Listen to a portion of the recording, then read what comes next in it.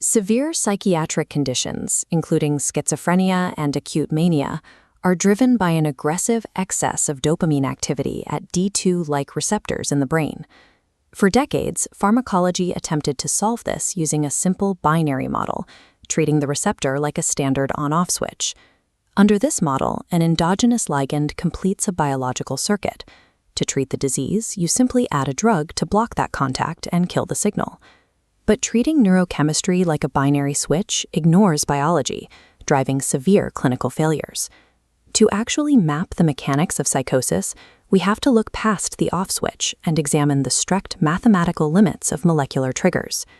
The historical standard of care relied on competitive antagonists, such as haloperidol, molecules designed to completely block dopamine receptors. Positron emission tomography indicates that blocking 70 to 80% of D2 receptors successfully suppresses an acute psychotic relapse. Push that blockade past 80%, however, and the rest of the nervous system begins to collapse. Total dopamine starvation in the dorsal striatum induces debilitating Parkinsonian side effects, paralyzing patients with rigid muscles and uncontrollable resting tremors. Modern psychopharmacology bypasses this failure state by abandoning the goal of total blockade. Instead, the focus shifts to tuning a variable known as fractional intrinsic activity. The clinical goal is highly specific: clear the psychotic excess of dopamine from the synapse while maintaining the exact baseline of receptor activation required to keep the body's motor systems running. Achieving this requires a chemically counterintuitive molecule. We need a drug that can simultaneously reduce overactivity and stimulate underactivity at the exact same receptor. To build this molecule, we rely on pharmacodynamics, the mathematical relationship between a drug's concentration and its resulting biological effect in the body. The foundation of this relationship is the law of mass action. A ligand, the drug, combines with a receptor to form a ligand-receptor complex. This dynamic equilibrium dictates the precise fraction of receptors physically occupied by a drug at any given time. The critical metric governing this reaction is the equilibrium dissociation constant, or KD. It measures the physical attraction between the drug and the target. We call this attraction affinity. Specifically, KD is the exact concentration at which a drug occupies 50% of the available receptors. A drug with high affinity possesses a strong physical attraction. It reliably wins the competition for the receptor slot, regardless of other chemicals floating nearby. Winning the binding slot is only the first half of the equation. The biological response depends entirely on the physical environment of the target. This is the architecture of a G-protein-coupled dopamine receptor, a 7-transmembrane barrel embedded through the cell wall. When a ligand binds, it induces a mechanical conformational change rippling downward. This shift reaches the interior, releasing a tethered G-protein. That free G-protein then interacts with adenylyl cyclase, altering cyclic AMP levels and triggering the actual cellular response. Because the receptor operates as a mechanical transmission system rather than an electrical switch, a molecule with a specific shape can dock into the receptor, but only partially engage the internal gears. This mechanical limit defines intrinsic activity, the precise fraction of a maximum possible response that a drug can achieve once it binds.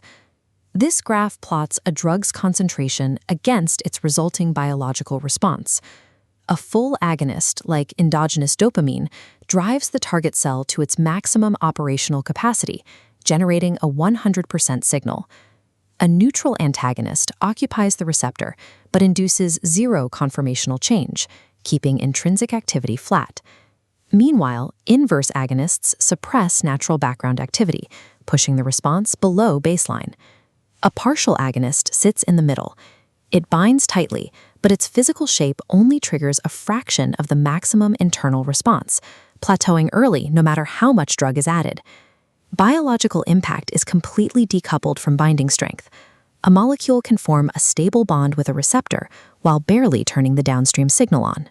In the pathological state of psychosis, the synapse is flooded with endogenous dopamine, driving chaotic 100% activation. We introduce the partial agonist molecules. Engineered with superior affinity, they systematically outcompete and evict the endogenous dopamine. As partial agonists lock into place, the tissue's output is capped by their intrinsic activity limit.